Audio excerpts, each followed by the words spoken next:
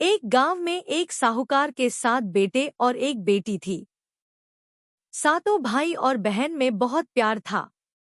करवा चौथ के दिन सेठानी ने सातों बहुओं और बेटी के साथ करवा चौथ का व्रत रखा। सातों भाई हमेशा अपनी बहन के साथ ही भोजन करते थे। उस दिन भी भाइयों ने बहन को खाने के लिए बोला तो बहन बोली, मेरा आज करवा चौथ का व्रत है, इसीलिए चांद उगेगा तभी खाना खाऊंगी। भाइयों ने सोचा कि बहन भूखी रहेगी, इसलिए एक भाई ने दिया लिया और एक भाई चलनी लेकर पहाड़ी पर चढ़ गया। दिया जलाकर चलनी से ढक कर कहा कि बहन चांद उग गया है, अर्घ देकर खाना खा लो। बहन ने भाभियों से कहा कि भाभी चांद देख लो। भाभी बोली कि बाईजी ये चांद तो आपके लिए उगा है, आप ही देख लो, हमारा चांद तो देर रात को उगेगा। बहन भाइयों के साथ खाना खाने बैठ गई। भोजन का पहला कौर खाने लगी तो उसमें बाल आ गया, दूसरा कौर खाने लगी तो उसमें कंकर आ गया, तीसरा कौर खाने लगी तो ससुराल से बुलावा आ गया कि बेटा बहुत बीमार है, बहू को जल्दी भेजो। माँ ने बेटी के कपड़े निकालने के लिए 3 बार बक्सा खोला तो तीनों बार ही सफेद कपड़े हाथ में आए। लड़की सफेद कपड़े ही पहनकर ससुराल के लिए रवाना होने लगी।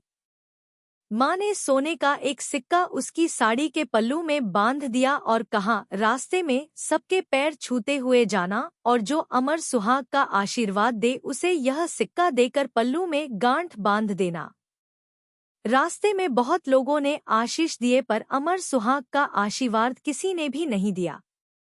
ससुराल पहुंचने पर उसने देखा कि पल्ले में जेठूती, जेठ की लड़की, झूल रही थी। उसके पैर छूने लगी तो वह बोली, सीली हो सपूती हो, 7 पूत की माँ हो।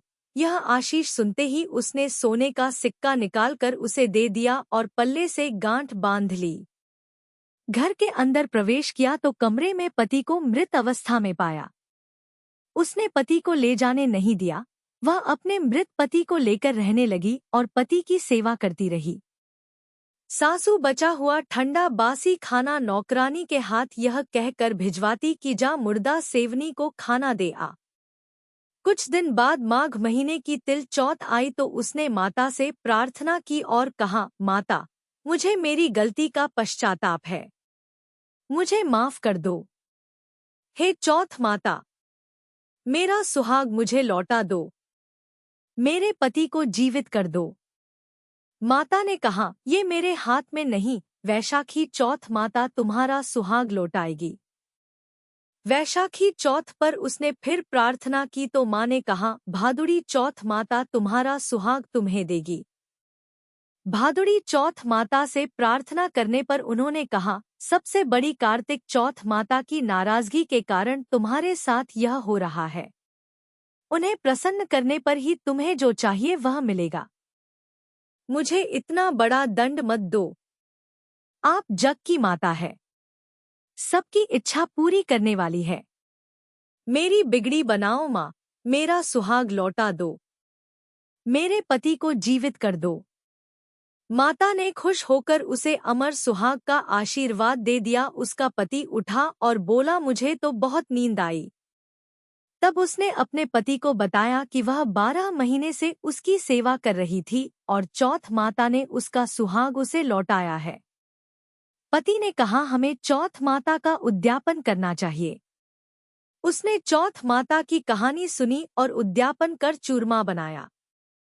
दोनों खा पीकर चौपड़ खेलने लगे। नौकरानी खाना लेकर आई तो यह देखकर तुरंत जाकर उसकी सासू को बताया। सासू ने आकर देखा तो बहुत खुश हुई। बहू से पूछा, यह सब कैसे हुआ? बहू ने सास के पैर छुए और बताया कि यह चौथ माता का आशीर्वाद है। सभी लोग चौथ माता की कृपा देखकर बहुत खुश हुए।